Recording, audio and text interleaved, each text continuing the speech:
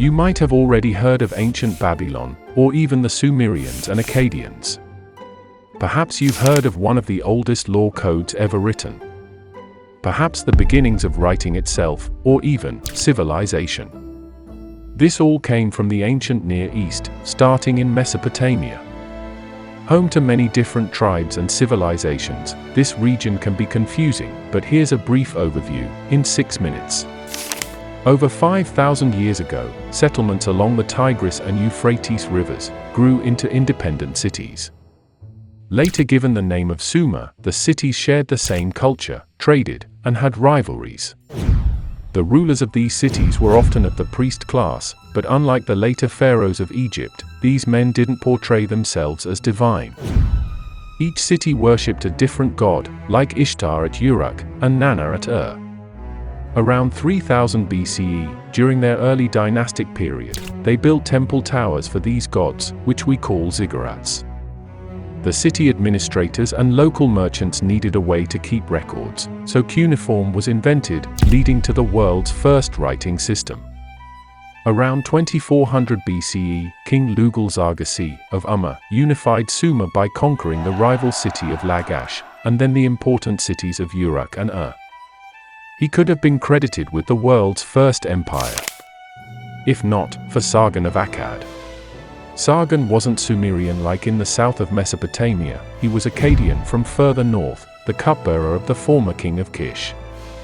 Once overthrowing Lugal-Zarghasi, he forged his empire, basing it in the capital of Akkad. Akkadian took over from Sumerian as the main spoken language, and he implemented new standards for weights and measures, and taxation. His grandson, Naram-Sin, extended the boundaries of the empire to its greatest extent, and claimed himself a god, a first for a Mesopotamian ruler. Revolts would soon begin, and then an invasion by barbarians from the mountains ended the empire by 2083 BCE. Around 2100 BCE, one of the cities that revolted was Ur. It had been a wealthy city before Sargon, and now had a chance to thrive again under its new Sumerian kings. The barbarians were sent packing, and King Ur-Nammu now controlled a large area divided into 20 provinces. After construction of a major temple, this new empire continued to expand under Shulgi. Under Ibisin, regions revolted, and invasions from Elam in the east put an end to this Sumerian renaissance. Invading from the west was another group, the Amorites. They became kings of the Mesopotamian city of Babylon.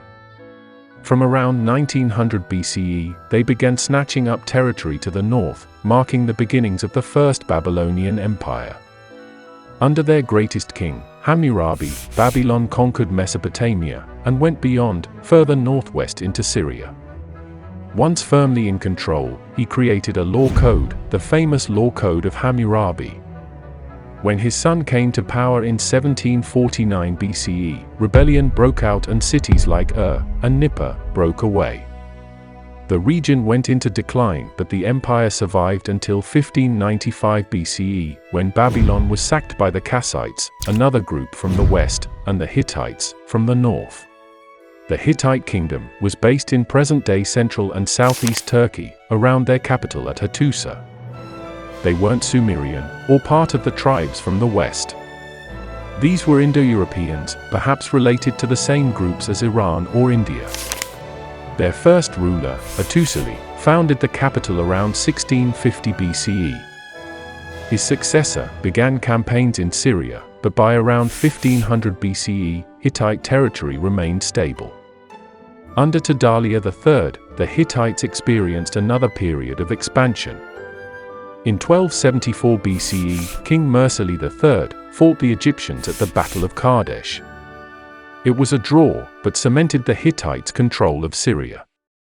It wasn't to last though. The Phrygians, raiders from Europe, invaded Anatolia, sacking Hattusa, and disintegrating the empire. By the year 1200 BCE, the Near East had been home to relatively stable empires and states, relying on the bronze trade. But then a period of chaos ensued. The Phrygians weren't the only invaders. They were just part of a larger phenomenon. The Sea Peoples invaded Egypt, eventually leading to their decline as well. The Kassites, now in control of Babylon, also collapsed around 1156 BCE. Assyria was plagued with fighting as well. There would be nearly 2 centuries with almost no written records. Out of this Bronze Age collapse, a new era was born. A power vacuum filled the Middle East. In Lebanon and the Mediterranean coast, the cities of Byblos, Sidon, and Tyre formed a maritime trading network. This area would later be called Phoenicia by the Greeks. Their trade saw them cross the Mediterranean with exotic fabrics and their famous cedar wood. They would also establish colonies throughout, in Morocco, Spain, Sicily, and the most important of all, Carthage, which was founded in the late 800s BCE.